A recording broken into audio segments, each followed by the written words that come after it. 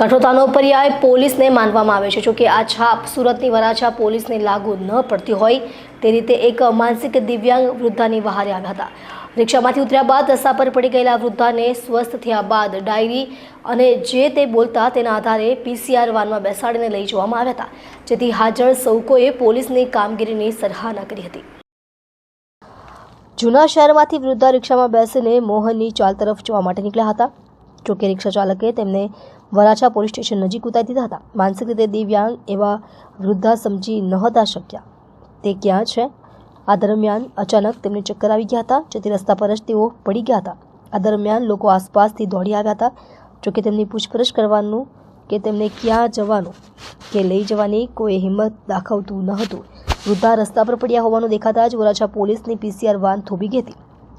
તેમણે વૃદ્ધાની પૂછપરછ કરી હતી। PCR વાનમાં મહિલા કોન્સ્ટેબલ હોવાથી તેમણે એક દીકરીની જેમ પૂછપરછ કરતા વૃદ્ધાએ મોહનની ચાલમાં જવું છે એટલું જ બોલી શક્યા હતા। આથી પોલીસની PCR વાન તેમને લઈને ત્યાં જવા નીકળી હતી। વૃદ્ધાને પોસ્ટ ઓફિસ જવું હતું, તેમની પાસેથી એક ડાયરી પણ મળી આવી હતી। પોલીસે તેમને પહોંચાડ્યા હોવાથી વૃદ્ધાએ આશીર્વાદ આપતા આભારની લાગણી વ્યક્ત કરી હતી।